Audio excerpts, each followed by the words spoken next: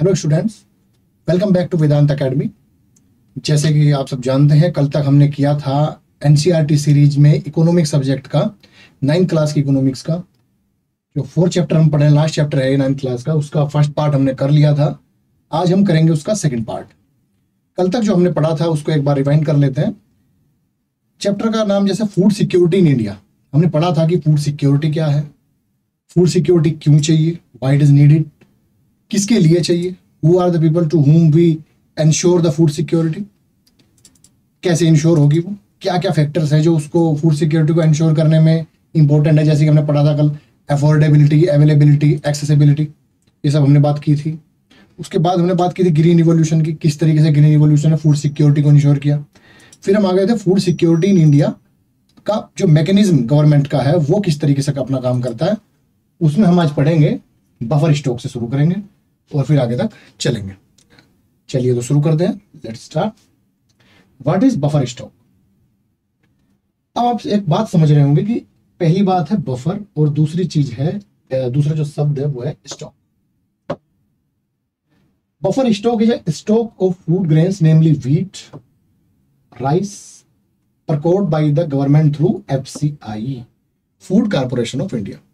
Government of India ने प्रकोर किया है और उसको एक स्टॉकिंग किया, उसका एक भंडारण किया है, किसका, गेहूं और चावल का, FCI के द्वारा। FCI इसमें गवर्नमेंट की एजेंसी है, वो प्रोक्योरमेंट करती है राइस और व्हीट का। कैसे करती है ये भी देखेंगे। The FCI purchase wheat and rice from the farmers in states where there is surplus production. ऐसे राज्यों में जहां पर व्हीट और राइस का प्रोडक्शन ज्यादा है, सरप्लस है, वहां से खरीदेगी और देगी कहां, जहां पे प्रोडक्शन कम है। The farmers are paid a pre announce price for their crops. जो किसान है उनको उनकी फसल का पहले ही, मतलब बोने से पहले ही उनको दाम बता दिए जाते हैं कि इस बार सरकार आपके गेहूं और चावल इस दाम में खरीदेगी। गैस कीजिए किसकी बात कर रहा हूं।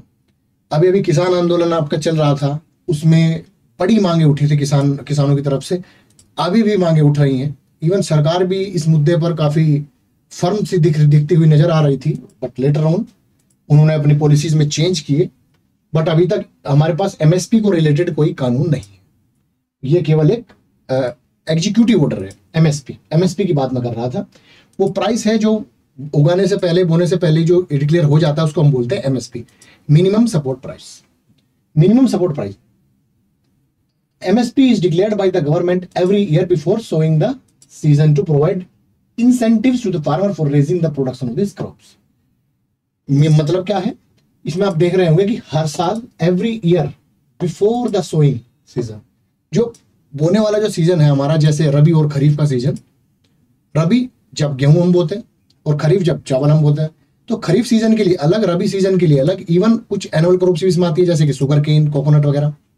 तो उनका उगाने से पहले ही, बीज बोने से पहले ही, उसको तैयार करने से पहले ही सरकार उसका अनाउंसमेंट कर देती है, जिससे फार्मर जो है वो एनकरेज हो उन फसल को बोने के लिए। The purchase food grains are stored in granaries.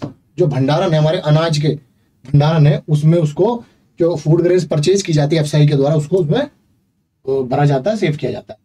Do you know why this buffer stock is created by the government.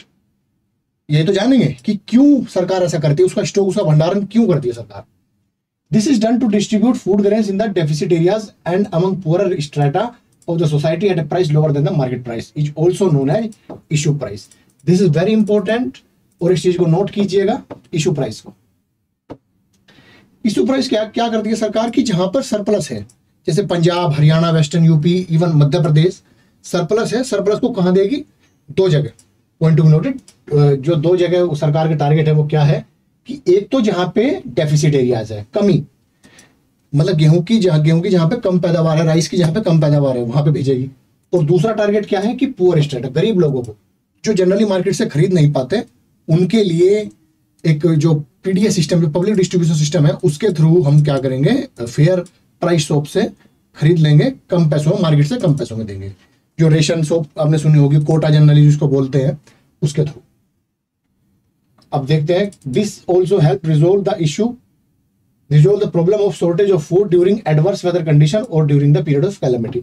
इसका एक और फायदा है स्टॉकिंग का, कि जब हमारा कोई ऐसी समस्या आ गई, मानसून अब की बार खराब रहा, या फिर बारिश कम हुई, या बारिश ज़्यादा हो गई, ओलावृष्टि हो गई, कुछ भी ऐसा जो क्लाइमेटिक कंडीशन में कोई कैलामिटी का रूप ले ले, डिजास्टर का रूप ले ले, तो वहाँ पे शॉर्टेज हो जाएगी। तो शॉर्टेज की वजह से, एडवर्स वेदर कंडीशन की वजह से अगर कोई ऐसी कोई सिचुएशन बनती है तो उसमें भी हमारे पास enough amount of rice and wheat या फिर ग्रेनरीज हमारे पास रहेंगी। तो इसलिए भी एक स्टॉक का ये फायदा है।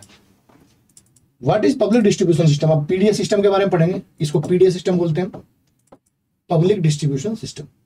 यही वो सिस्टम है जिसके तहत गवर्नमेंट गरीब लोगों तक अपना राशन पहुंचाती है।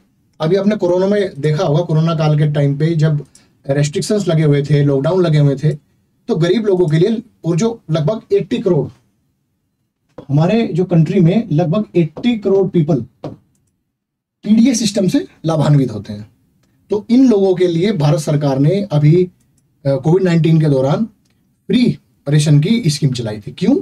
क्योंकि वो लोग जनरली क्या थे कि अपनी रोजमर्रा की जिंदगी जीने के लिए उनके पास लाइवलीहुड भी नहीं था, अर्निंग भी नहीं हो रही थी। तो इसलिए उन्होंने, सरकार ने क्या किया कि फ्री रेशन की एक सुविधा स्कीम उनको दी, जिसकी वजह से उनका जो फूड सिक्योरिटी है वो इंश्योर हो सके। Food procured by the FCI is distributed through government regulated ration shops, जिसकी बात कर रहा था, government regulated ration shops. Among the poorer section of the society, this is called PDS system. Ration shops are now present in most localities. Even कुछ governments ने, तो कुछ state governments ने, जैसे दिल्ली की गवर्नमेंट ने चलाई थी स्कीम की घर घर तक राशन पहुंचा दिया। अगर आप अवेलेबल नहीं है राशन शॉप से राशन खरीदने के लिए, जो गेहूं, दाल या चावल जो सस्ते प्राइस में मिल रहे हैं, उनको आप लेने के लिए अवेलेबल नहीं है, आपको कुछ दिक्कत है, लॉकडाउन जैसे लगे हुए थे, वो एक परेशानी थी हमारे यहाँ पे, तो उसके लिए कुछ स्टेट गवर्नमेंट ने ये भी स्कीम चलाई थी कि घर पे राशन सरकारी पहुंचाएगी। ऑल ओवर द इंडिया ये लागू नहीं हो पाया, अभी तक भी लागू नहीं हुआ, बट इंडियन गवर्नमेंट अभी भी इस पे एक विचार कर रही है।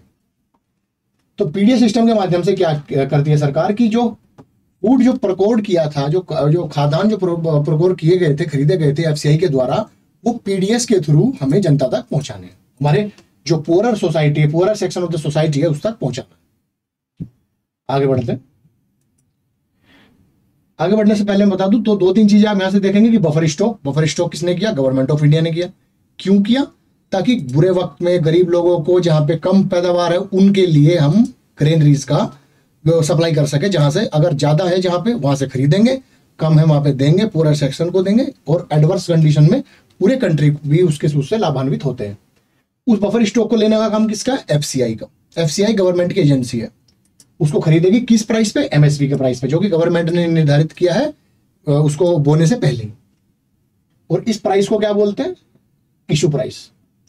क्योंकि इशू प्राइस क्या है कि जो मार्केट वैल्यू है, मार्केट वैल्यू समझो अगर गेहूं की 20 रुपए किलो है, तो उससे कम में अगर समझ लो। फिर दोबारा से एक बार देख लेते हैं कि this is done to distribute food grains in the deficit area among the poor section of the society lower than the market price. अब मार्केट प्राइस समझ लो गेहूं की आज 20 रुपए है, बट रेशन शॉप में कितना है? वो 2 रुपए किलो, 3 रुपए किलो, फेयर प्राइस शॉप है। उस प्राइस को क्या बोलता है? Issue price. ये बहुत इंपॉर्टेंट है एग्जाम पॉइंट ऑफ व्यू से भी। अब हमने देखा था कि पीडीएस सिस्टम जो है वो हर एक लोकेलिटी में है, चाहे वो विलेज है, टाउन है, सिटीज है। There are about 5.5 lakh, look at the number, 5.5 lakh ration shop all over the country है। Ration shop also known as fair price shops. ये इसका एग्जैक्ट टर्म है एफपीएस। जो पीडीएस के थ्रू जो हमारा रेशन जो बटेगा, या उसको कहते हैं डिस्ट्रीब्यूट जो होगा, वो पब्लिक डिस्ट्रीब्यूशन सिस्टम में, उसको हम बोलते हैं फेयर प्राइस शॉप, एफपीएस। इसको नोट कीजिएगा, बहुत इंपॉर्टेंट है कि जो रेशन शॉप जो आपके गांव में दिखती है, आपको शहर में दिखती है, तो अलग अलग लोकेलिटीज में, हर एक लोकेलिटी में है, और लगभग 5.5 लाख रेशन शॉप हमारे पास है। उस रेशन शॉप को हम बोलते हैं fair price shop. Keep stock shop, अब वो क्या क्या रखते हैं ये देखिए। फूड ग्रेन्स रखते हैं, खाद्यान्न, शुगर रखते हैं, चीनी, केरोसिन रखते हैं। और खाद्यान्न में अलग अलग चीजें हैं, चावल रखेंगे, गेहूं रखेंगे। जैसे साउथ इंडिया है तो वहां पे गेहूं का थोड़ा सा कम रहता है, तो वहां पे चावल ज्यादा रखेंगे। वैसे देते गेहूं भी है। नॉर्थ इंडिया की बात करें तो चावल भी मिलेंगे, गेहूं भी मिलेंगे, बट गेहूं थोड़े ज्यादा मात्रा में, चावल थोड़े कम मात्रा में। तो ये सब चलेगा। छत्तीसगढ़ जैसे इलाकों में चावल भरपूर मात्रा में। These items are sold to people at price lower than the market price। मतलब कि मार्केट प्राइस से तो कम ही मिलेगा, क्योंकि ये टारगेटेड है किस चीज के, किसके लिए? लोअर सोसाइटी, जो हमारी जो पुअर सोसाइटी सेक्शन है हमारा, उसके लिए टारगेटेड है। Any family with ration card, उसके लिए आपको एक रेशन कार्ड की जरूरत है, can buy A stipulated amount of these items, जो एकदम निर्धारित अमाउंट है, ऐसा नहीं कि आपको 10 किलो चाहिए तो वो, ऐसा नहीं है। अगर आपकी फैमिली है उसको 35 किलो तक अनाज मिलेगा, आप जितना लेना चाहे उसको ले सकते हैं, उसके अंदर अंदर उससे ज़्यादा नहीं मिलेगा क्योंकि ये एक टारगेटेड स्कीम रहती है। 35 kilogram of grain, 5 litre of kerosene, 5 kilogram of sugar every month, हर एक महीना, from the nearby ration shop. There are 3 kinds of ration card, 3 तरह के रेशन कार्ड है, ये इंपॉर्टेंट है, वेरी इंपॉर्टेंट। रेशन कार्ड कितने प्रकार के? 3 प्रकार के, इसको नोट कीजिएगा, इंपॉर्टेंट है। पहला कार्ड है Antyodaya card for the poorest of the poor, मतलब गरीबों में भी जो बहुत गरीब है उनके लिए क्या कार्ड है? Antyodaya card, Antyodaya cards. BPL card for those who are below poverty line, below poverty line के लिए बीपीएल कार्ड, जैसे कल हमने डिस्कस किया था, बीपीएल कार्ड कैसे कलर का था? येलो कलर का। एक है हमारे पास एपीएल कार्ड, ये अबव पॉवर्टी लाइन, ये सबके लिए, अदर्स के लिए, सभी को इसकी सुविधाएं हैं। बट आजकल क्या है कि वो थोड़ा सा यूनिवर्सलाइज जो पहले हुआ करता था रेशन हमारा, आजकल वो नहीं है।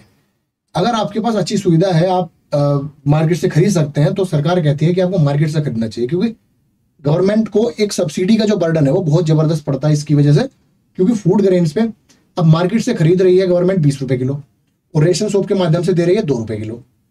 उसके बाद उसका जो बफर स्टॉकिंग करने का खर्चा, तो लगभग 1 क्विंटल अगर हम अनाज के ऊपर बात करें, for example, let's take the example, 1 quintal अगर हम गेहूं की बात करें खाली, तो वो 1 क्विंटल गेहूं, तो वो लगभग आएगा 2000 रुपए का। उसके बाद आप उसकी जो रख रखाव है उसका, उसके ऊपर जोड़ लो, फॉर एग्जाम्पल 1000 रुपए जो एफसीआई अपना चार्ज करती है। उसके बाद ट्रांसपोर्टेशन, ये फिर से नियर अबाउट 1000 रुपीज आप लगा लो, तो टोटल कितना हुआ? 4000। अब गवर्नमेंट को 1 क्विंटल गेहूं अगर 4000 का पड़ा, और दे कितने में रही है वो? 2 रुपए किलो के हिसाब से अगर हम देखा जाए तो 200 रुपए क्विंटल में दे देगी, तो कितने की सब्सिडी देनी पड़ेगी उसको? लगभग 3800 रुपीज की सब्सिडी उसे देनी पड़ी। तो इतना बड़ा सब्सिडी का बोझ था। तो अब अगर हमारे कंट्री में 135 करोड़ पॉपुलेशन है, लेट्स सपोज, अभी तक सेंसस के रिजल्ट नहीं आए हैं, तो still we have the data that government is providing food through PDS system to 80 crore people. 80 crore लोग अभी भी इससे लाभान्वित हो रहे हैं।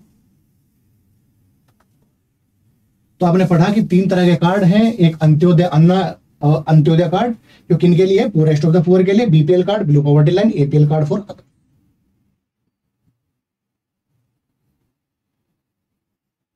एक ही रेशन शॉप की आपके पास ये काइंड ऑफ पिक है जो रेशन शॉप को दर्शा रही है। अब लाइन में लोग लगे हुए हैं, और रेशन शॉप का जो डीलर है, फेयर प्राइस शॉप जिसको बोलते हैं, उसका जो डीलर है वो राशन दे रहा है उसके अकॉर्डिंगली, जो भी उसका एक एंटाइटलमेंट है।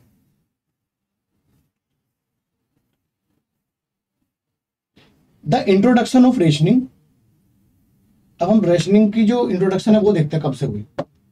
The introduction of rationing in India date back to 1940s में शुरुआत हुई। ये इंपॉर्टेंट है कि रेशनिंग की जो राशन सिस्टम हमने शुरू किया उसकी स्टार्टिंग कब हुई? 1940s में, against the backdrop of Bengal famine. जो बंगाल में जो अकाल पड़ा था उसके जो रिजल्टेंट के तौर पर हम कह सकते हैं कि उसकी भरपाई करने के लिए, उसको कवर अप करने के लिए रेशनिंग की शुरुआत हुई। The rationing system was revived in wake of an acute food shortage during 1960। फिर उसको जो रिवाइव किया गया वो किया गया कब? 1960s में, जब एक्यूट फूड शॉर्टेज हुए, जो खाद्यान्न की हमारे पास कमी हो गई, prior to green revolution. Green revolution पहले की बात है। The wake of the high incidence of poverty level as reported by NSSO national sample survey organisation. तो ये भारत की वो है office, sorry, national sample survey office. तो ये स्टेटिक्स डिपार्टमेंट का ऑफिस है, और ये क्या करती है? सर्वे, सैंपल कलेक्ट करती है और सर्वे करती है कि कितने लोग गरीब है, खाना कहाँ पे कम है, कहाँ पे ज्यादा, ये सब सर्वे करती है। In mid 1970s 3 important food intervention programme were introduce. पहला क्या? 1970s में, मिड 1970s में पहला PDS system, PDS for food grains, in existence early but strengthen thereafter. पहले भी एग्जिस्ट करता था बट उसको और ज्यादा स्ट्रेंथन किया। Integrated child development service, ICDS scheme, ये बड़ी इंपॉर्टेंट स्कीम है क्योंकि इसमें चाइल्ड के साथ साथ चाइल्ड की मदर भी कवर अप होती है आईसीडीएस स्कीम में। ये कब इंट्रोड्यूस हुआ? 1975 में एक्सपेरिमेंट बेसिस पे।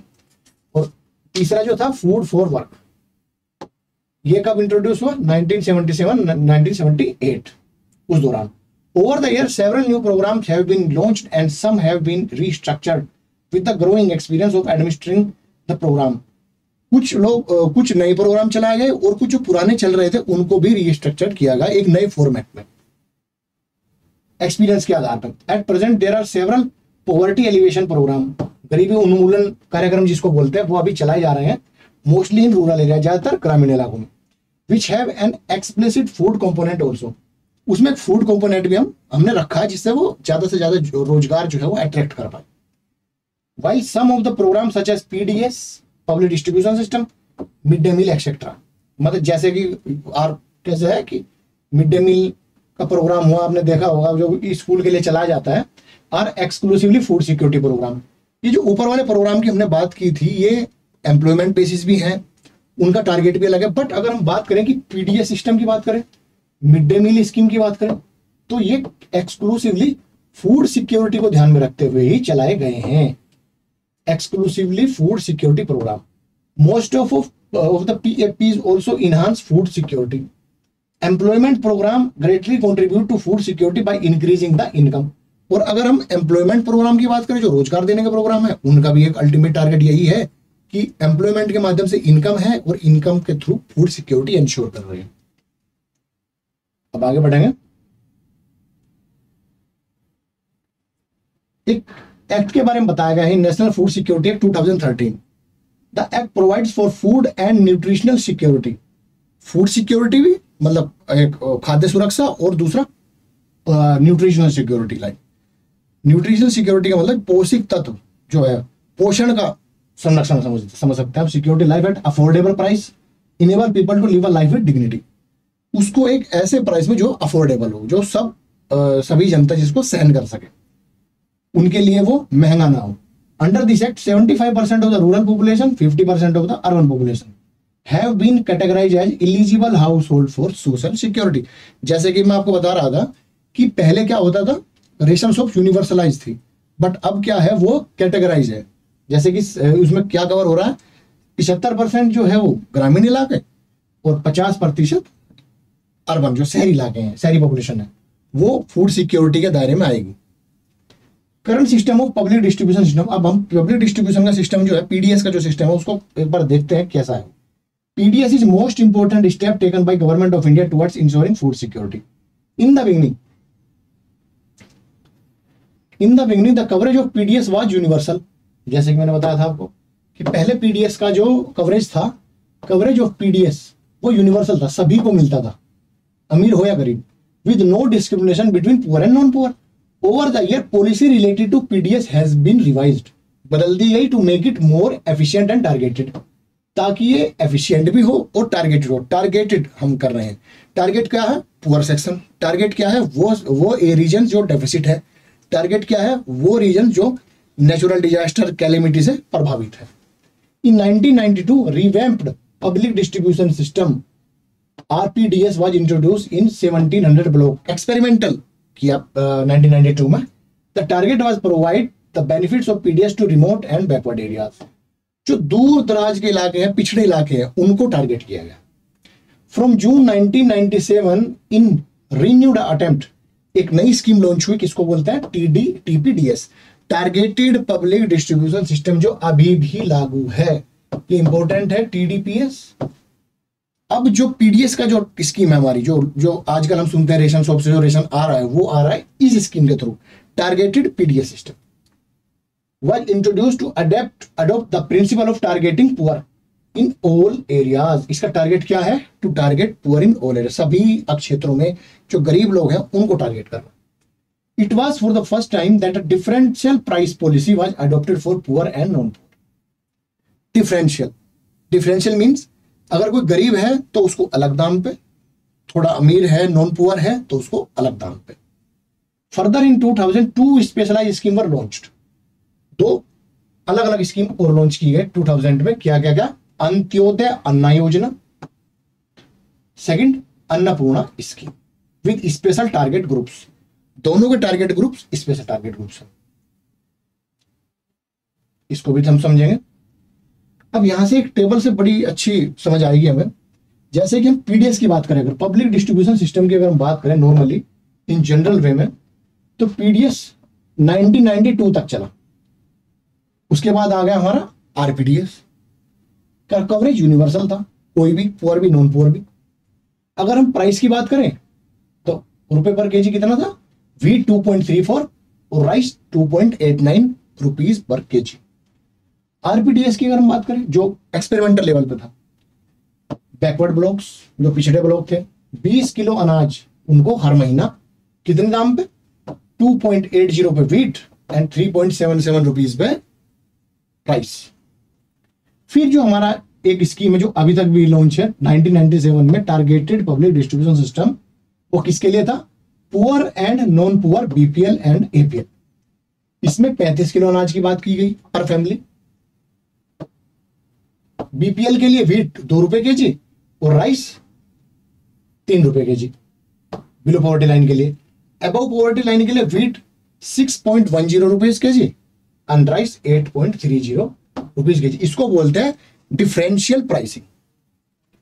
अंत्योदय अन्न योजना 2002 में लागू हुई, पुअरेस्ट ऑफ द पुअर, गरीब में भी सबसे गरीब, उनको इसने टारगेट किया।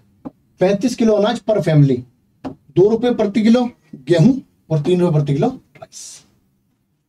अन्नपूर्णा स्कीम किसके लिए लॉन्च हुई 2000 में, पहली बात तो इंडियन सीनियर सिटीजन्स के लिए। इसमें क्या बात कही गई कि 10 किलो अनाज की बात की गई, 10 किलो अनाज free of cost per senior citizen, 10 kilo अनाज हर महीने free of cost. National food security act जो लागू हुआ 2013 में, प्रायोरिटी हाउसहोल्ड मतलब कि वही घर जो टारगेटेड है, प्रायोरिटी है जिनको, 5 किलो अनाज या पर पर्सन पर मंथ, हर महीने हर एक आदमी को 5 किलो अनाज का वादा। 2 रुपए पर केजी वीट, 3 रुपए पर केजी राइस, और मोटा अनाज जो है, मोटा अनाज भी इसमें जोड़ा गया 1 रुपए पर केजी। मोटे अनाज की इसमें कहीं भी बात नहीं थी, बट नेशनल फूड सिक्योरिटी की जब हम बात करते हैं तो इसमें मोटा अनाज भी आया। क्यों आया, क्योंकि नेशनल फूड सिक्योरिटी एक्ट जो हमारा है वो क्या वादा करता है, फूड सिक्योरिटी की बात करता है और न्यूट्रिशनल सिक्योरिटी की भी बात करता है। और ये जो मोटा अनाज है ये क्या देगा, न्यूट्रिशन, इंपॉर्टेंट है।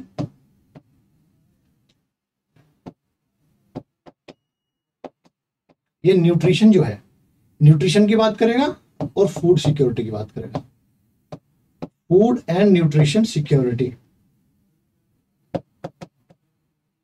ये कौन बात कर रहा है, हमारा नेशनल फूड सिक्योरिटी एक्ट 2013 ये बात करता है। पॉइंट इसको नोट कीजिएगा, ये वनडे एग्जाम में पूछे जा सकते हैं और यूपीएससी के लिए तो बहुत ही ज्यादा इंपॉर्टेंट है। पीडीएस कब लागू हुआ, कब, मतलब 1992 में। वैसे पब्लिक डिस्ट्रीब्यूशन सिस्टम 1960 से लागू था, 1992 तक चला। आरपीडीएस 1992 में लागू हुआ बैकवर्ड ब्लॉक्स के लिए। टीपीडीएस 1997 में poor and non poor, BPL and APL के लिए। अंत्योदय अन्न योजना 2002 में, पुअरेस्ट ऑफ द पुअर, गरीब में भी सबसे गरीब के लिए। अन्नपूर्णा स्कीम सीनियर सिटीजन्स के लिए 2000 में लागू हुई। और नेशनल फूड सिक्योरिटी एक्ट 2013 में प्रायोरिटी हाउस होल्ड इसमें रखे गए, 5 केजी पर पर्सन पर मंथ दिया गया। और फूड एंड न्यूट्रिशनल सिक्योरिटी दोनों की बात यह करता है, जिसके अंदर मोटे अनाज की बात भी होती है।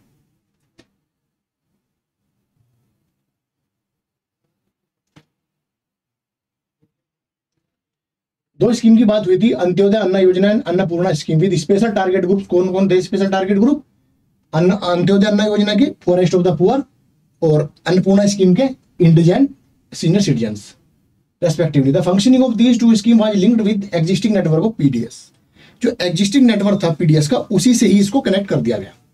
सब important feature of PDS summarise in table 4.3 जो हमने अभी देखी थी।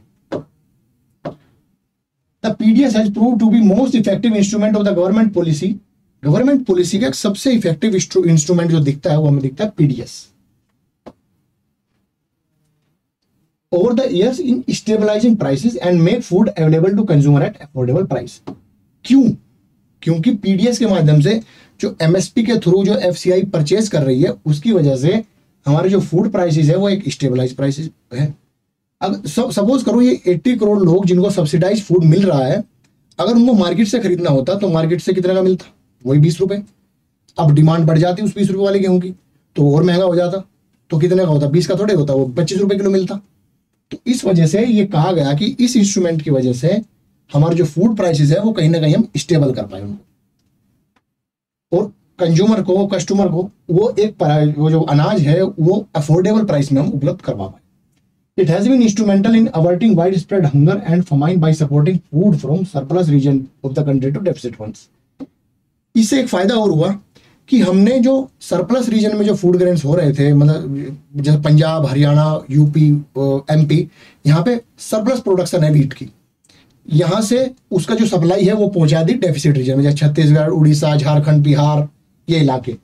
इन इलाकों में हंगर की सिचुएशन ना हो, भुखमरी का ना हो, अकाल ना पड़े, इस वजह से ये एक इंस्ट्रूमेंटल रहा, सिग्निफिकेंट रहा पीडीएस सिस्टम गवर्नमेंट का, ताकि हम फेमाइन और हंगर जैसी सिचुएशन को भी इससे रोक पाए। In addition the prices have been under revision in favour of poor household in general. अगर हम सामान्य तौर पर बात करें तो जो गरीब घर हैं, जो गरीब लोग आते हैं सोसाइटी में, उनके लिए ये बड़ा फायदेमंद रहा, क्योंकि प्राइस हमारे ज्यादातर स्टेबलाइज रहे। The system including the minimum support price and procurement has contributed to an increase in food grain production, provided income security to farmer in certain regions. इसकी वजह से क्या हुआ कि जो मिनिमम सपोर्ट प्राइस जो फार्मर्स को मिला और जो प्रोक्योरमेंट हुई, उससे क्या फायदा हुआ कि फार्मर्स भी एनकरेज हुए फूड ग्रेन के प्रोडक्शन के लिए, और इनकम सिक्योरिटी हुई फार्मर्स की, कि फार्मर को अब बोने के बाद सोचना नहीं पड़ेगा कि आपका अनाज कहाँ बिकेगा, कितने में बिकेगा।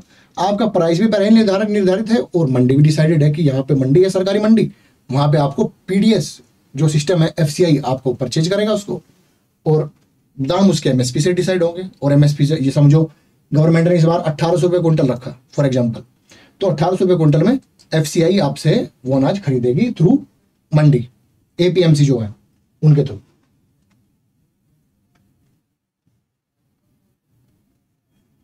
However, the public distribution system has faced severe criticism several grounds. मतलब पब्लिक डिस्ट्रीब्यूशन जो सिस्टम है उसने कुछ उसके विरोध भी हुए। Instances of hunger are prevalent despite overflowing granaries. कुछ जगह हमें देखने को मिला भुखमरी जैसी सिचुएशन भी, जबकि हमारे पास भंडारण की कोई दिक्कत ही नहीं है, भंडारण भरे हुए हैं अनाज से। Instance of hunger prevalent despite overflowing granaries, FCI godowns are overflowing.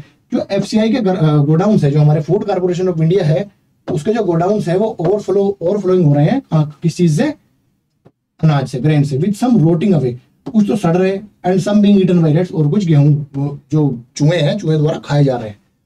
कितनी भयावह स्थिति है कि एक तरफ तो एफसीआई के गोडाउन में अनाज सड़ रहा है, और एक तरफ कुछ जगह जैसे हमारे जो रिमोट एरियाज हैं, छत्तीसगढ़, झारखंड, उड़ीसा के इलाके हैं, यहाँ पे हम देखते हैं कि भुखमरी के कुछ इंस्टेंस हमारे सामने आ रहे हैं।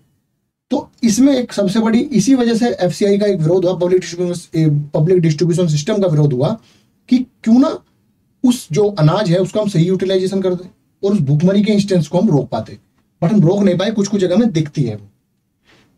अब ग्राफ 4.2 देखते हैं क्या कहना चाहते हैं।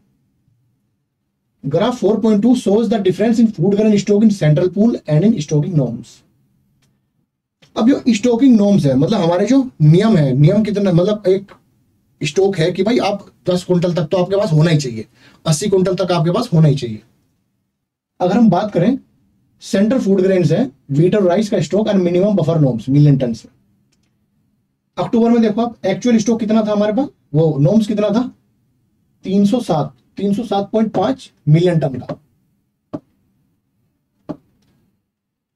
और एक्चुअल स्टॉक कितना है हमारे पास, 542.59, मतलब 543 मिलियन टन लगभग हम मान सकते हैं। तो कितना, जस्ट डबल हमारे पास है, जबकि नॉर्म्स हमारे पास 307 के हैं। 411, अगर हम जुलाई की बात करें तो 411 मिलियन टन का नॉर्म था, बट स्टॉक कितना है हमारे पास, 650.53 स्टॉक। तो मेरा कहने का मतलब ये है कि जो हमारे पास नॉर्म्स थे स्टॉकिंग करने के अलग अलग टाइम पे, क्योंकि कभी सीजन है आपका हार्वेस्टिंग का तो ज्यादा है, हार्वेस्टिंग का सीजन नहीं है तो कम है, बट स्टिल हमारे पास जो नॉर्म्स है उससे भी ज्यादा हमारे पास स्टॉक है। And still we are seeing the instance of hunger, famine type of situation in some areas, not all. अब एक स्कीम है अंत्योदय अन्न योजना, इसके बारे में थोड़ा जान लेते हैं। अंत्योदय अन्न योजना was launched in December 2000। Under this scheme 1 crore of poorest among the BPL family, मतलब मैंने बताया था आपको कि अंत्योदय अन्न योजना गरीबों में भी जो सबसे गरीब है उनके लिए लागू हुई दिसंबर 2000 में। Covered under targeted public distribution system were identified. Poorest of the poor identify किए गए टीपीडीएस में, जो टारगेटेड पब्लिक डिस्ट्रीब्यूशन सिस्टम है उसमें हमने आइडेंटिफाई किए पुअरेस्ट ऑफ द पुअर, उनको कवर किया अंत्योदय अन्न योजना के तहत, जो कि लगभग कितने थे 1 करोड़ फैमिलीज, बीपीएल फैमिली उनके अंदर। Poor families were identified by respective state rural development department. जो ग्रामीण विकास विभाग है अलग अलग स्टेट का, उसने इनको आइडेंटिफाई किया through a BPL survey. Below poverty line वालों का एक सर्वे हुआ, उसमें आइडेंटिफाई किया गया कि पुअरेस्ट ऑफ द पुअर भी कौन है। 25 kilograms of food grains were made available to each eligible family. प्रत्येक जो एलिजिबल फैमिली है उनको क्या दिया गया, 25 किलो अनाज हर महीने, 2 रुपए किलो के हिसाब से गेहूं और 3 रुपए किलो के हिसाब से चावल की उपलब्धता कराई गई। This quantity has been enhanced from 25 to 35 kilo. अब 25 से 35 किलो कर दी गई, कब, अप्रैल 2002 में। The scheme has been further expanded twice by additional 15 lakh BPL families in June 2003 and August 2004। 1 crore target हुआ था, 2004 तक कितने हो गए, 2 crore. With this increase 2 crore families has been covered under Antyodaya Anna Yojana. अब हम अगर बात करें करंट सिचुएशन में, अंत्योदय अन्न योजना में 35 किलो अनाज हर महीने हर एक फैमिली को, 2 रुपए किलो अनाज के, 3 रुपए किलो चावल के, और साथ ही साथ 2 करोड़ फैमिलीज में कवर्ड है पुअरेस्ट ऑफ द पुअर। आगे चलेंगे, सब्सिडी। अब मैंने क्या कहा था कि अगर हम गवर्नमेंट की बात करें तो पीडीएस के माध्यम से वो सस्ता अनाज दे रही है, तो इस पे गवर्नमेंट को क्या नुकसान या फायदा? फायदा ये है कि हम अपने लोगों की फूड सिक्योरिटी इंश्योर कर रहे हैं। जहां पे हमारे यहाँ पे कहीं त्रासदी है, कोई नेचुरल डिजास्टर है, उनकी फूड सिक्योरिटी इंश्योर कर रहे हैं। सरप्लस प्रोडक्शन से डेफिसिट प्रोडक्शन की तरफ उनको को इक्विवेलेंट करने के लिए, अनाज का सरप्लस प्रोडक्शन है, कहीं चावल का सरप्लस प्रोडक्शन है, तो उसको डेफिसिट जो प्रोडक्शन के रीजन है उनमें ट्रांसफर करने के लिए इक्विवेलेंट क्रिएट करने के लिए हमेशा करते हैं, बैलेंस करते हैं। तो इसके लिए सरकार को सब्सिडी देनी होती है। सब्सिडी कैसे? किसानों को किस तरीके की? जब हम एमएसपी उनको देते हैं, एमएसपी के थ्रू 20 रुपए किलो समझ लो अनाज, वो गेहूं 20 रुपए किलो गेहूं दे रहे हैं। उसके बाद एफसीआई का जो खर्चा है, रख रखाव का, स्टॉकिंग का, ट्रांसपोर्टेशन का, डिस्ट्रीब्यूशन का, वो लगभग 10 रुपए अगर हम कैलकुलेट कर लें तो हर एक किलो पे लगभग 27 से 28 रुपए हम सब्सिडी दे रहे हैं सरकार। Subsidy is a payment that a government makes to a producer to supplement the market price of a commodity. Market price समझ लो 20 रुपए है, बट हम उसे क्या कह रहे हैं बेचने को कि तू 5 रुपए बेच, बट हम 15 रुपए तुझको क्या करेंगे, सब्सिडी दे देंगे। Subsidise can keep consumer prices low while maintaining a higher income for domestic producers. क्या फायदा है इससे? प्राइस जो है वो स्टेबलाइज रहते हैं और डोमेस्टिक प्रोड्यूसर की हायर इनकम बनी रहती है। किसानों की जनरली जो इनकम सिक्योरिटी है वो भी इससे फुलफिल होती है, इंश्योर होती है।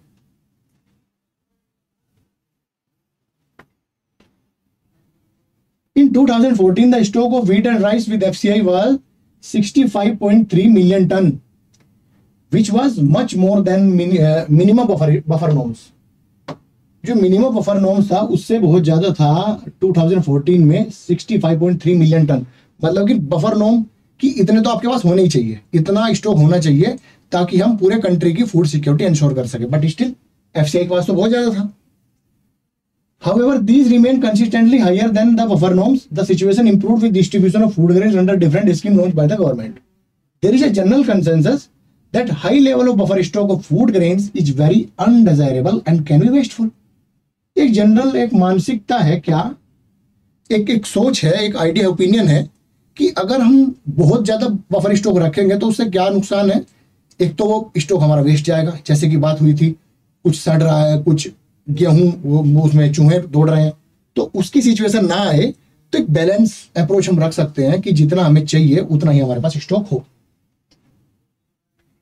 The storage of massive food stock has been responsible for high carrying cost. सही बात है, अगर ज्यादा स्टॉक होगा तो उसका कैरिंग कॉस्ट, रख रखाव का कॉस्ट भी ज्यादा होगा। एफसीआई जो उसको हैंडल करती है। In addition to wastage and deterioration in grain quality, grain quality की जो अनाज की जो क्वालिटी है वो डिटेरियोरेट भी हो रहा है, कम हो रही है और वेस्टेज में जा रही है। इसके अलावा उसका रखरखाव का कॉस्ट भी है। Freezing of MSP for few year should be considered seriously. ये क्या सलाह दे रहे हैं कि हमें एमएसपी को कुछ सालों के लिए फ्रीज कर देना चाहिए। The increase food grain procurement at enhance MSP, बढ़ी हुई एमएसपी पे फूड ग्रेन जब हम प्रोक्योर करते हैं, is the result of pressure exerted by leading food grain producing state. Pressure कहां से आ रहा है उसका? ज्यादातर जो पीडीएस सिस्टम है, जो एफसीआई जो प्रोक्योर करती है एमएसपी पे, वो सबसे ज्यादा प्रोक्योर करती है तीन जगह से, पंजाब, हरियाणा, आंध्र प्रदेश, इन्हीं जगहों से, क्योंकि यहाँ पे मंडी सिस्टम बड़ा अच्छा है। एपीएमसी का जो यहाँ पे जो एक सिस्टम है वो बड़ा अच्छा है, तो प्रोक्योरमेंट यहाँ पे एमएसपी पे हो जाती है। जनरली सभी स्टेट में उस लेवल पे हो नहीं पाती, तो इन स्टेट से प्रेशर आता है कि आप एमएसपी को बढ़ाओ। हर साल एमएसपी बढ़ती रहती है और ऑथर क्या सलाह दे रहे हैं कि जिससे हम अपने स्टॉक को कवर अप कर पाए, उस स्टॉक को सड़ने ना दें, उसकी क्वालिटी कम ना हो। तो इनका एक कहना क्या है कि हमें अभी एमएसपी को कुछ दिनों के लिए, कुछ सालों के लिए फ्रीज कर देना चाहिए। Moreover, as the procurement is concentrated in few prosperous regions, कुछ ही जो उन्नत जो हमारे क्षेत्र हैं, कृषि के क्षेत्र है, उसी में सीमित है एमएसपी पे प्रोक्योरमेंट, जैसे कि Punjab, Haryana, western UP, Punjab, Haryana, western UP, Andhra Pradesh and to lesser extent, और कुछ जगहों पर वेस्ट बंगाल में भी। And mainly for two crops, ज्यादातर दो ही क्रॉप एफसीआई खरीदती है, वो कौन कौन सी है? व्हीट है और राइस है। Increase in MSP has induced farmers particularly in surplus state to divert land for production of coarse grain. इनका कहने का मतलब क्या है कि अगर हम एमएसपी को फ्रीज कर दें तो कहीं ना कहीं किसान को एक इंसेंटिव मिलेगा, एक रास्ता मिलेगा कि कोर्स ग्रेन, मोटे अनाज को भी हम प्रमोट कर पाए। तो विच इज मतलब वो रोकती है, मोटे अनाज पे इन्वेस्ट करने से किसान को रोकती है, क्योंकि व्हीट और राइस पे एमएसपी है, बाकी पे एमएसपी इतना जबरदस्त है नहीं। बल्कि अभी सरकार इसको मोटिवेट कर रही है और लगातार जो 23 क्रॉप्स पे जो एमएसपी आती है उनको देकर सरकार मोटे अनाज की तरफ भी किसान को प्रमोट कर रही है। Which is stable food of the poor, तब क्योंकि पुअर का स्टेबल फूड तो मोटा अनाज है। To production of rice and wheat, the intensive utilisation of water in cultivation of rice. अब चावल के जो उत्पादन है उसमें पानी का भी बहुत खर्च होता है। Also lead to environmental degradation, जिसकी वजह से पर्यावरण को बड़ा नुकसान है, वाटर लेवल नीचे जा रहा है, threatening the sustainability of agriculture. और जो कृषि की जो सस्टेनेबिलिटी है वो कितने दिन तक टिक पाएगी, वो सस्टेनेबिलिटी भी कम हो रही है of the agriculture development in these states. In states में जो कृषि विकास की सस्टेनेबिलिटी है वो भी कम हो रही है, डिग्रेड हो रही है। तो करना क्या चाहिए? करना ये चाहिए कि राइस और व्हीट, अगर हम राइस और व्हीट का प्रोडक्शन कम कराना चाहते हैं तो इसके लिए सरकार को क्या करना चाहिए था कि जो कोर्स सीरियल है, मोटा अनाज है, उसके लिए इंसेंटिव दे, उसके लिए किसान को इंकरेज करे, ताकि किसान भी उसको उगाने के लिए एनकरेज हो, उत्साहित हो। The rising minimum support price have raised the maintenance cost of procuring food grains bye the government. जो कि मैं आपको पहले बता रहा था कि एमएसपी अगर राइज हो रही है, बढ़ रही है, तो उससे क्या होगा कि एफसीआई का जो खर्चा है रखरखाव करने का वो भी बढ़ेगा। Rising transportation and storage cost of FCI are other contributing factor. और क्या फैक्टर है कि ट्रांसपोर्टेशन का खर्चा भी है। पहले एमएसपी ऑलरेडी बढ़ गई, ट्रांसपोर्टेशन का खर्चा बढ़ा, स्टोरेज का खर्चा बढ़ा, तो और ज्यादा उसकी सब्सिडी देनी पड़ेगी उसको। इसलिए as per NSSO report so and so in rural India the per person per month consumption of rice has declined according to NSSO. क्या है कि पर पर्सन जो राइस का कंजप्शन था, पहले जो चावल की खपत थी वो अब कम हो रही है, डिक्लाइन हो रही है। कितना? 6.38 kg इन 2004-05 टू 5.98 kg इन 2011-12 कम हो गई। इन अर्बन इंडिया, अगर हम शहरी भारत की बात करें तो भी per person per month consumption of rice too has declined from 4.71 kg in 2004-05 to 4.49 kg। यहाँ पे हालांकि थोड़ा कम यहाँ पे डिक्लाइन हुआ, बट स्टिल कमी तो हो रही है।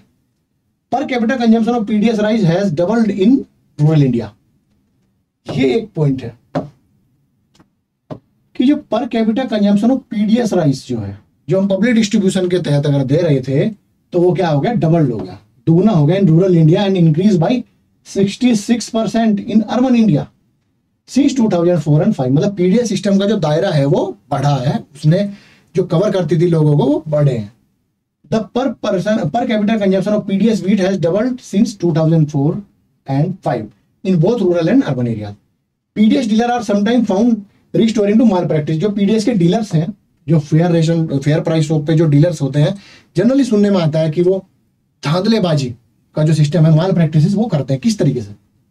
Like diverting the grains to open market to get better margin.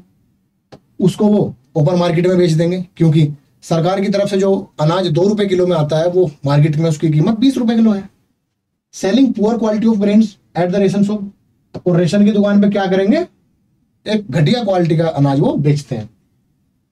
Irregular opening of shops, जैसे कि कई बार उसको डिस्करेज करने के लिए, ताकि लोग लेने ना आए, उसको डिस्करेज करने के लिए क्या किया जाता था, जनरली रात को दुकान खोलेंगे, हफ्ते में एक ही दिन दुकान खोलेंगे, या कई बार ऐसा होता था कि 2 घंटे के लिए दुकान खोलेंगे दिन में, तो सभी लोगों को अनाज नहीं मिल पाता था। It is common to find the ration shop regularly have unsold stock of poor quality grains left. Generally क्या होता था कि हर एक रेशन शॉप में जो घटिया क्वालिटी का जो अनाज था वो अनसोल्ड रह जाता है। क्यों खरीदेगा कोई गरीब भी, अगर कोई खराब क्वालिटी का रोटन है, खराब है, गला सड़ा है। This has proved a big problem, ये बड़ी समस्या थी। When ration shops are unable to sell a massive stock of food grain pile up with the FCI। अब FCI के पास वो एक ढेर लगता चला गया। In recent year there is another factor that has led to the decline of PDS। ये भी एक another factor भी है। Earlier every family poor and non poor had a ration card। ये एक इंपॉर्टेंट है, इसको सभी लोग बड़े ध्यान से पढ़िएगा।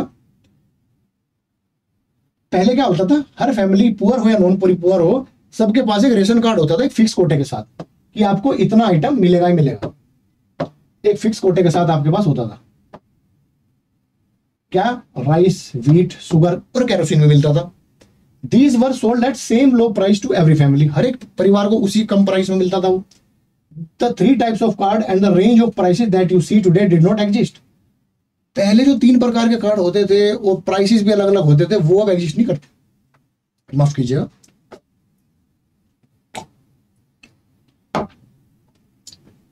A large number of families could buy food grains from the ration shop subject to a fixed quota। एक फिक्स कोटा है उसका। These included low income families whose income were marginally higher than the below poverty lines। वो ऐसी family थी जिनका below poverty line से थोड़ा बहुत ऊपर था, बस ज्यादा अमीर नहीं थे वो। नाउ विद TPDS, जो टारगेटेड पब्लिक डिस्ट्रीब्यूशन सिस्टम है of 3 different prices, any family above poverty line gets very little discount at ration shop. अब जो अबव पॉवर्टी लाइन है वो उनको ज्यादा डिस्काउंट नहीं मिलता TPDS के थ्रू। पहले बहुत ज्यादा डिस्काउंट मिलता था, क्योंकि सबके लिए प्राइस एक ही था, चाहे गरीब है चाहे अमीर है। बट डिफरेंशियल प्राइसेस में क्या हुआ कि वो जो अबव पॉवर्टी लाइन है उनको ज्यादा डिस्काउंट नहीं मिलता, एक मार्जिनल प्राइस उनके लिए रखा जाता है। द प्राइस फॉर APL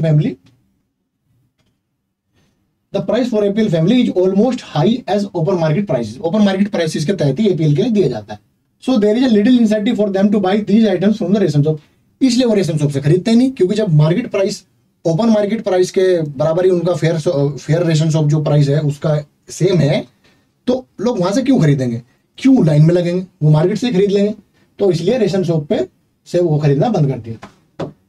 अब एक अगला टॉपिक हम पढ़ते हैं, role of cooperative societies. Role of cooperatives in food security.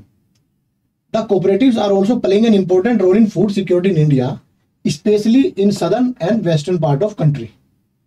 जो साउथ है और जो दक्षिण और पश्चिमी के इलाके जो भारत के हैं, उसमें कोऑपरेटिव्स का क्या रोल है, मतलब जो कोऑपरेटिव सोसाइटीज हैं उनका क्या रोल है फूड सिक्योरिटी को इंश्योर करने में। The cooperative societies set up shops to sell low price goods to poor people. अब कोऑपरेटिव सोसाइटी है तो जनरली उसका एम प्रॉफिट नहीं रहता। कोऑपरेटिव सोसाइटी का एम प्रॉफिट नहीं रहता, क्योंकि वो बिजनेस की तरह बिजनेस नहीं करती, वो करती है एक सबको समूह के साथ में हर एक का फायदा, एक जनता का भी, एक कस्टमर का फायदा है, और उसमें शेयर्स होते हैं सबके। किस तरीके से आगे समझेंगे। The cooperative society set up shops to sell low priced goods to poor people. For example, out of all fair price shops running in Tamil Nadu, जो हमारी रेशन शॉप्स हैं जो तमिलनाडु में चल रही है, 94% are being run by cooperatives. जो 94% जो रेशन शॉप है तमिलनाडु की, वो कोऑपरेटिव्स के द्वारा चलाई गई है। In Delhi Mother Dairy is an example. Mother Dairy जो दिल्ली वाली, जो दिल्ली में जो मदर डेयरी है, वो क्या कर रही है, वो भी एक कोऑपरेटिव की तरह काम करती है। किस चीज के लिए? मिल्क के लिए और वेजिटेबल्स के लिए। To the consumer at control rate decided by the government of Delhi. Government of Delhi के द्वारा डिसाइड किए गए जो प्राइसेस हैं उसके द्वारा। सफल मटर का आपने सुना होगा, वो भी एक कोऑपरेटिव सोसाइटी की तरह काम करती है। अमूल जो गुजरात की गुजरात स्टेट में बेसिकली इसका एक हेडक्वार्टर है, वहां से ऑपरेट होती है, ऑल ओवर द कंट्री काम करती है। इस another success story of cooperatives in milk. Milk के क्षेत्र में कोऑपरेटिव्स का काम करती है। It has brought about white revolution. जो श्वेत क्रांति है उसको लाने में अमूल ने एक अहम भूमिका निभाई। एक कोऑपरेटिव की तरह काम करती है, जिससे इंश्योर होता है लोगों को एक सही दाम में दूध, सब्जी वगैरह ये मिलती है। In country there are few examples of many more cooperative running in different part of the country ensuring food security of different section of the society। सभी सेक्शन का ध्यान रखते हुए, सोसाइटी के सभी सेक्शन का ध्यान रखते हुए वो उस प्राइस को निर्धारित करते हैं ताकि हर गरीब हो या अमीर हो, किसी भी सेक्शन का हो, किसी भी रीजन से हो, आसानी से उसको अफोर्डेबल हो, एक्सेसिबल हो, अवेलेबल हो। Similarly in Maharashtra academy of development science ADS, ये इंपॉर्टेंट है, इसको नोट कीजिएगा, has facilitated a network of NGOs। जो ADS है, एकेडमी ऑफ डेवलपमेंट साइंस, उसने क्या किया, NGOs का एक नेटवर्क सेटअप किया। किसके लिए? ग्रेन बैंक्स के लिए, अनाज का बैंक। In different regions ADS organise training and capacity building programmes on food security for NGOs। और ये ट्रेनिंग और कैपेसिटी बिल्डिंग का प्रोग्राम भी चलाते हैं NGOs के लिए ताकि फूड सिक्योरिटी इंश्योर हो सके। Grain banks are now slowly taking shape in different parts of Maharashtra. ADS effort to set up grain bank to facilitate replication through other NGOs and to influence government policies on food security are thus paying rich dividends। इसके through क्या होता है कि cooperative society, ये ADS के माध्यम से जो हमने NGO को हेल्प किया, उसने ग्रेन बैंक्स बनाए, इस वजह से उसका एक अच्छा मुनाफा किसानों तक भी पहुंच रहा है। ADS Grain Bank program is acknowledged as a successful and innovative food security intervention। अब ग्रेन बैंक से आप क्या समझते हैं? जैसे ब्लड बैंक है, अगर किसी को खून चाहिए तो वहां से खून ले लो, बैंक है। अगर किसी को लोन चाहिए, पैसा चाहिए तो वहां से पैसा ले लो। इसी तरह ग्रेन बैंक है, अगर किसी रीजन में अनाज की कमी है तो ग्रेन बैंक वहां से पूरी कर देगा। अगर किसी जगह अनाज की पैदावार ज्यादा है तो वहां से ले लेगा, ग्रेन बैंक में रखेगा, जब कहीं डेफिसिट होगी तो उसको दे देगा। तो इससे क्या इंश्योर होगी? फूड सिक्योरिटी, खाद्य सुरक्षा इंश्योर करेगा। आगे बढ़ते हैं, एक समराइज वे में इस पूरे चैप्टर को पढ़ेंगे। यहां तक ये पूरा चैप्टर था हमारा 4th चैप्टर, जो कि फूड सिक्योरिटी इन इंडिया की बात की थी। Food security of a nation is insured if all of its citizen have enough nutritious food available. किसी भी देश की खाद्य सुरक्षा तभी इंश्योर की जा सकती है जब उसके हर एक सिटीजन के पास एक सही मात्रा में पोषक आहार हो, पोषक भोजन हो। All person have the capacity to buy food of acceptable quality and there is no barrier on access to the food. उसके हर एक नागरिक, हर एक उसके जो व्यक्ति है, वो उसको पोषक वाला भोजन अवेलेबल हो, उसको क्वालिटी और क्वांटिटी का ध्यान ना रखते हुए उसको मतलब को बैरियर ना हो, एक्सेस भी हो, अफोर्डेबल भी हो, अवेलेबल भी हो। The people living below poverty line might be food insecure all the time, while better off people might also turn food insecure due to calamity and disaster। इससे क्या समझते हैं कि गरीब लोग जनरली फूड इनसिक्योर होते ही हैं, बल्कि कुछ लोग जो नॉन पुअर भी हैं, गरीब नहीं है, वो भी कैलामिटी और डिजास्टर के टाइम पे फूड इनसिक्योर हो जाते हैं। Although a large section of people suffer from food and nutrition insecurity in India, एक बड़ा सेक्शन है जो फूड इनसिक्योरिटी से जूझ रहा है भारत में। The worst affected groups are landless, सबसे जो ज्यादा अफेक्टेड है वो landless and land poor household, जो गरीब या तो जिनके पास जमीन नहीं है या जमीन है तो वो थोड़ी है। इंगेज इन सीजनल एक्टिविटीज में इंगेज रहते हैं in rural areas and people employed in ill paid occupation, जहां पे कम पैसे मिलते हैं। Casual labourers in engage in seasonal activities in urban areas की ये लोग। The food insecure people are disproportionately large in some regions of the country. जो जिनको पैसे कम मिलते हैं, तनख्वाह कम मिलती है, सैलरी कम मिलती है, वो किसी जगह तो वो ज्यादा है, किसी जगह में, जैसे बिहार, उत्तर प्रदेश, ईस्टर्न उत्तर प्रदेश, उड़ीसा की बात करें, झारखंड की बात करें, यहाँ पे फूड इनसिक्योर पीपल की जनसंख्या ज्यादा है कंपेयर टू गुजरात, महाराष्ट्र।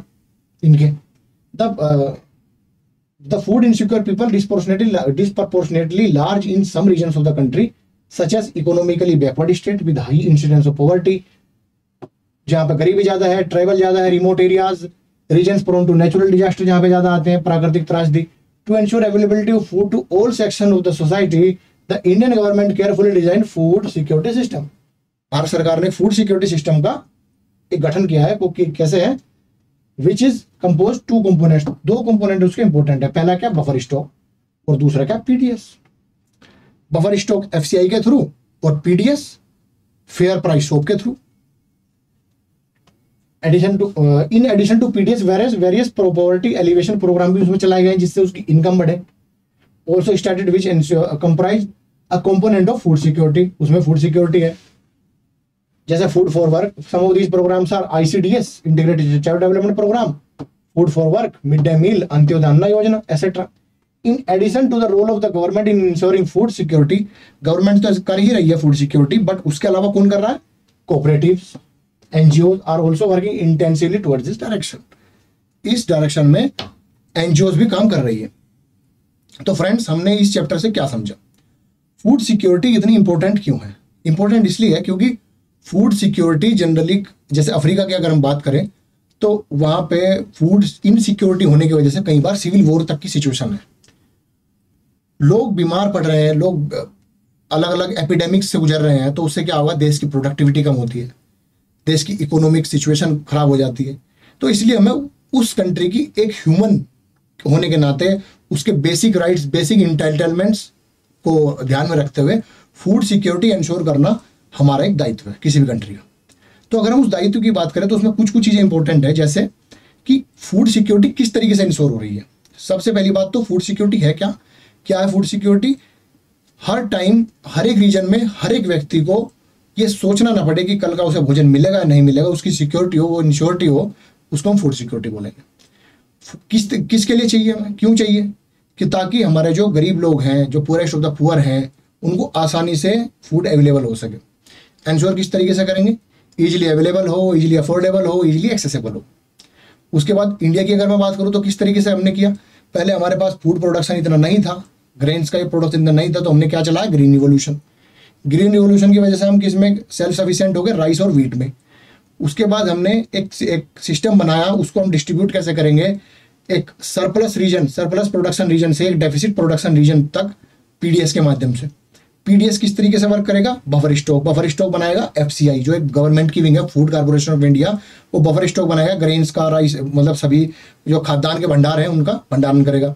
वो कहाँ पे पहुंचेंगे, पीडीएस के माध्यम से अलग अलग स्टेट में, अलग अलग रीजन्स में, और फेयर प्राइस शॉप के माध्यम से, रेशन शॉप जिसको बोलते हैं, उसके तहत वो टारगेटेड पब्लिक के पास पहुंचेंगे। उसके लिए हमारे पास अलग अलग स्कीम है, जैसे पहले पब्लिक डिस्ट्रीब्यूशन सिस्टम जो 1992 तक चला, फिर targeted distribution system, targeted public distribution system चला हमने। उसके अलावा अलग अलग स्कीम चलाई, जैसे अंत्योदय योजना, अंत्योदय अन्न योजना, अन्नपूर्णा स्कीम चलाई। तो इस स्कीम के माध्यम से हमने फूड सिक्योरिटी इंश्योर की। इसके अलावा एम्प्लॉयमेंट प्लस फूड की बात की हमने, जैसे work for food, ICDS scheme, ये सब स्कीम हमने चलाई। तो इस वजह से हमारी फूड सिक्योरिटी इंश्योर हो पाई। इसके अलावा ये तो गवर्नमेंट का सिस्टम था जिसने ये इंश्योर किया। गवर्नमेंट के अलावा भी कोऑपरेटिव जैसे अमूल, मदर डेयरी, इन सब ने हेल्प की कोऑपरेटिव्स होने के नाते फूड सिक्योरिटी इंश्योर करने में। कोऑपरेटिव्स के अलावा एनजीओज ने भी इस तरफ बढ़ा, जैसे महाराष्ट्र का एक एग्जांपल दिया गया था कि महाराष्ट्र में एनजीओज कैसे ग्रेन बैंक्स बना के फूड सिक्योरिटी को इंश्योर करती है। तो ये सब हमने पढ़ा। इसी के साथ हमारी एनसीईआरटी की जो 9th क्लास की जो सीरीज है इकोनॉमिक्स की, वो समाप्त हो रही है। इसके बाद मैं एक वीडियो और लेके आऊंगा जिसमें हम चारों चैप्टर को समराइज करेंगे और अच्छे से देखेंगे, जिससे आपको इजीली लर्न हो जाए। तब तक के लिए जितने भी आपके डाउट है वो कमेंट सेक्शन में लिखते रहिए। आपके कमेंट सेक्शन में आपके डाउट नहीं आ रहे तो इसका मतलब या तो आप बहुत अच्छे से पढ़ रहे हैं या मैं पढ़ा नहीं पा रहा। तो आप मुझे ये भी बताइए, मेरे पढ़ाने की शैली में अगर आपको कोई चेंजेस चाहिए वो मुझे बताइए, कुछ आपको डाउट आ रहे हैं वो मुझे बताइए कमेंट सेक्शन में। विद इन 24 आवर्स मैं आपसे वादा करता हूँ कि मैं उसको फुलफिल करने की पूरी कोशिश करूँगा। तो अब तक के लिए धन्यवाद। अगले क्लास में हम समराइज वीडियो करेंगे और उसके बाद हम 10th की इकोनॉमिक्स के साथ शुरुआत करेंगे। Thank you very much.